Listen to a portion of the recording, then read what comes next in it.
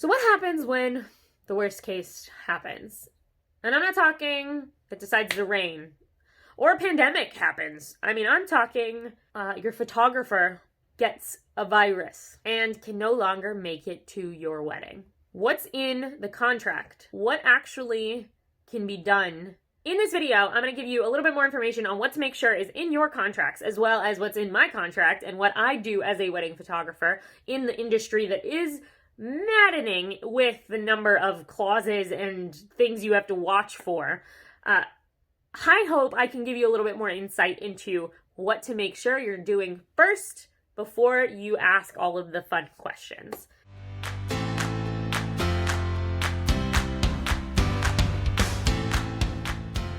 So jumping right in, the worst case can happen. It will happen. Your day, unfortunately, will not go as planned. There is no wedding I have ever been to that went exactly as planned. Of course, there's times when the day itself has gone technically as planned. We made a timeline and we stuck to it. But the beforehand didn't go as planned. 2020 happens. Everyone has to wear masks. A bunch of people decided they can't make it last minute. You name the situation, it's happened. While I may not have gone through that specific problem, knock on wood, it is something that you want to make sure is in your contract as well as possible, and you understand it. I think more than anything that you understand what it is you're signing, because in my case, I have a whole lot of mumbo jumbo from a lawyer that, I said, hey, if this happens, this is what I would do. Can you put it into some sort of legal document? And that's what they did. But even me, I don't know if you understand that. You may be reading the document going, okay, sure, whatever. But did you know that it is my responsibility? If I cannot make it to your wedding, it's my responsibility to find someone who is of the equivalent of me to take to be there, that I have to now hunt for a vendor that I trust and that I know will work with you, because I do have a specific clientele. I have people who are family to me that are my bride and groom. I don't want to just send them some random person off the street who I don't trust, and I don't think their style is what they're looking for, and I don't think their personalities are going to match. But that is up to me if it's my fault. If, unfortunately, the pandemic comes through and the date that you select, I can no longer attend, unfortunately, in my contract, I have to hold on to that deposit, because I thought I was going to be making money and going to have a fun wedding and taking a bunch of fun photos, and now I'm not, which makes me sad. Are you looking into the contracts to make sure that that's the responsibility of the photographer? What happens if you do need to change your date and I'm not available? I have options. I can give you people that I would suggest. I may be able to send you my second photographer and have them be your photographer instead if they're available on that day. I have options, but it may not be the case for every photographer and every contract. So what about camera malfunction?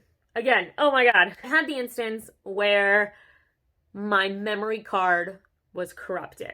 And for any photographer, if you hearing that makes me oh, that's the worst thing that could happen. For that reason exactly, I back up everything 5 times. My memory cards, a hard drive, my computer, a secondary hard drive, and the cloud. Why? Because I'm afraid. That's seriously the answer. I have no other reasoning except for I'm afraid for what could happen.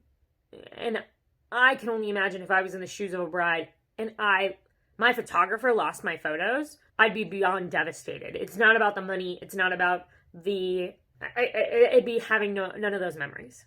So I'm ultra paranoid.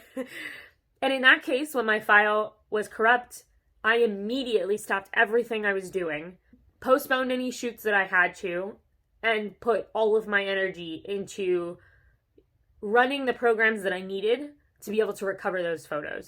And while they were not the super high-res versions, those specific photos that were corrupt, I was able to retrieve. Thank God. Because even if they weren't the photos of her walking down the aisle, they were still memories and they were still important. So it's why I back up as many times as I do. Also, if a hard drive fails, if the cloud disappears, I don't know, I do have all of these other backups.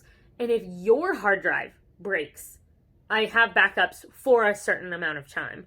I know, I think industry average is about 3 years, but as long as my hard drive's not running out of space and we haven't switched to like a new technology, I'll still have the photos. They'll still be there. If there's anything that you feel is a concern of yours, or you've heard of a situation, or just kind of need to talk it through, I'm here. I'm a text away.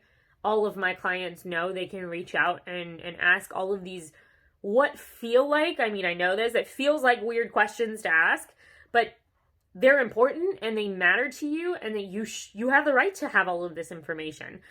I'm not going to hide it from you. If I don't know, I'm going to ask my lawyer, and if they don't know, we have a problem. So I will get you the answer somehow.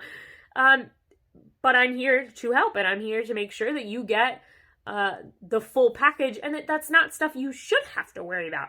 What you should worry about is making sure that you're going to have fun, and that the day is exactly what you want it to be, and not have to worry about all of this extra legality if, God forbid, it happens and something happens. I'm there the whole day, ready to help you, and if you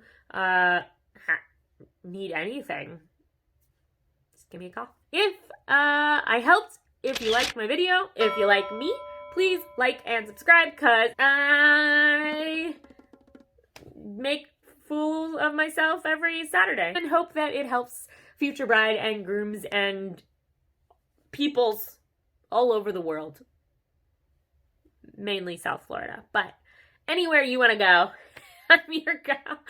Oh, that was a horrible outro. Okay, bye.